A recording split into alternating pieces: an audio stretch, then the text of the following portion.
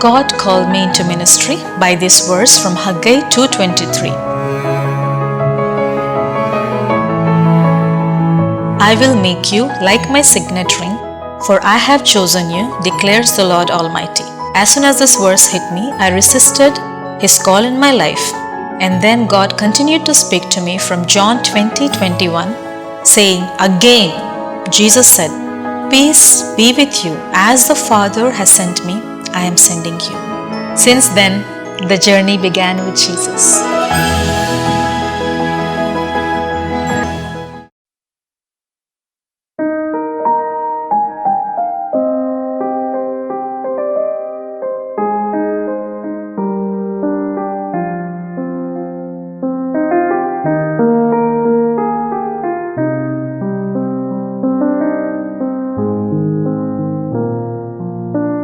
Hi, beloved ones of God. I am here today with my friend, dear Michelle. And thank you, Michelle, for taking this time out and agreeing to do this interview. I'm really blessed with all the testimony and the story that you have, basically your journey with Christ. And I know this is going to be a great blessing to everyone who is tuned in. And thanks a lot once again. Pleasure, Mahima. Yeah. So, Michelle, you come from an engineering background and now you're into photography. Can you please tell us like what inspired you, what brought you here to do this? Yes, sure. Well, I'm a person who always understands things in picture. Wow. So when I was doing 4 years of engineering, when they used to write the equations, I could never picture the equation. I could never picture electricity, or I could never picture resistance.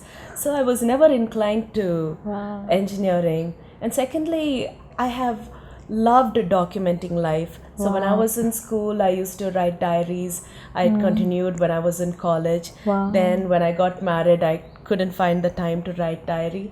So I started documenting my pregnancy and my motherhood in pictures, and I started blogging. So I started I started clicking pictures of my kids. My friends suggested, why don't I consider doing photography as a profession? So that's how it all started. Wow. So, Michelle, you're like a mom, your wife, your daughter-in-law, and you're an entrepreneur too. So, can you just shed some light on relationships, some wisdom, insight from your experiences? Sure, I'm no expert. I'm still figuring out relationships. But one thing that has greatly helped me is to look at an incident from the respective person's point of view. So if it is a child, if the child is cranky, if the child is angry, rather than judging the child or rather than condemning the child from my point of view, I try to look at it from the child's point of view. How would I feel if I was a child? If it is my husband, if my husband and I are having a conflict of thought, I try to look at the subject from his point of view. So now that all these days I tried to understand my parents and I couldn't in so many things, but now that when I am a parent, I can understand why my parents did certain things the certain way. So the lesson that I've learned is to look at things from each person's perspective before I could judge or make a decision. So that has helped me to cool down and make better choices. Helped our sanity too. Yeah, true. Awesome. So, Michelle, you had a tragedy in life. You lost only brother. So, how did you process that? It was the most painful incident in my life when I lost my 29-year-old only brother in a very tragic train accident. I lost him within the blink of an eye. I can't even describe the pain that it went. The pain was so deep that I could literally feel it in my heart stabbing me. So deep was the pain, and the pain was so intense that I often used to feel no one can understand the pain that I'm going through. Unless a person has gone through a similar loss, no one can understand that pain. So it has been a very difficult journey, but I'm so glad to have my parents who were very strong in their faith. So it gave me the opportunity, like rather than battling that pain alone, like we both shared and spoke about it. We confronted the pain rather than just avoiding the subject. We confronted the pain. We discussed about it. Even now, when either my parents or me are feeling down, we try to encourage each other. And Wow. So we believe that God is a good father. And how do you make peace with this incident? And like, how do you come to terms with the belief that God is a good father and stuff like that? well, it was when we faced this tragedy, like many people came up with so many theories of why I lost my brother. How could such a loss happen? But one thing that clearly defined, or one verse that I always caught on to, was Jesus said in John 10:10, the devil comes to steal, kill, and destroy. I have come that you may have life and life more abundant. So the question was never who did this, because I knew the God who breathed life cannot do this in such a tragic way. So I was very clear about who did what. But then also when we were going through this tragedy, many told us you should never question God, you should never question God. But in Isaiah 1, God says, come question me. So I'm sure the God who gave us reasoning is very open to questions.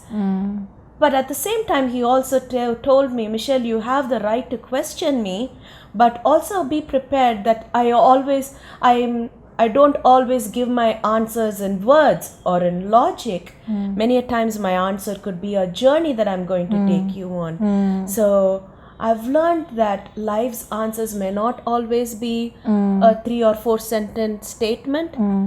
Many a times God teaches us through life experiences. So I may not have found my answers yet, but I believe that I'm in a better place because I've been open to the journey that God's been taking me on. Wow, that's beautiful. That's beautiful.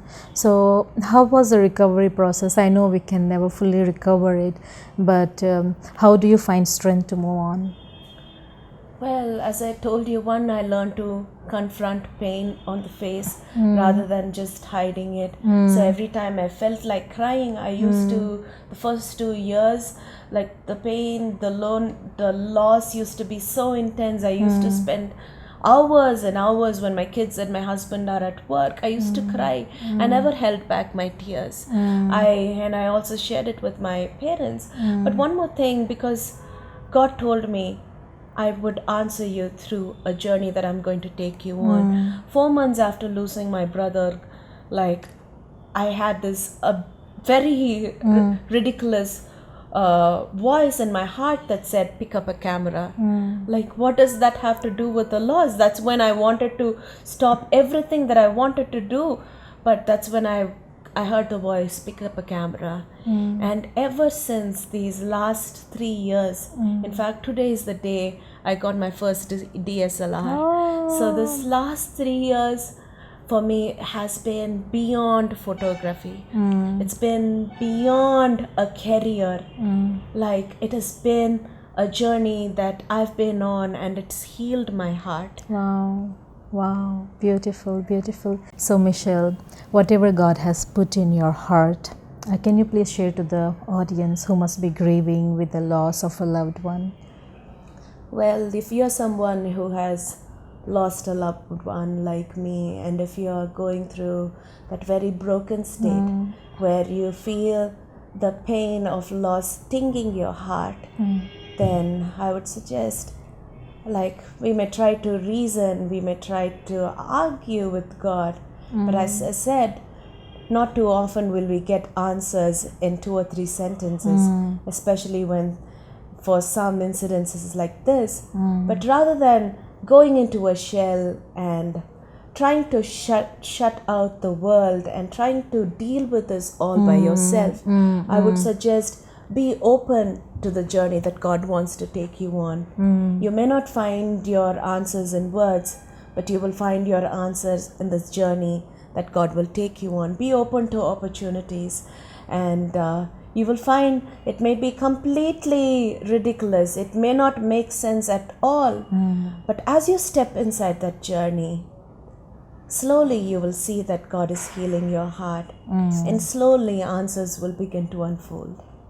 Amen. That was beautiful, Michelle. In faith, we speak God's peace over you. As you hear these words, we speak God's peace over you.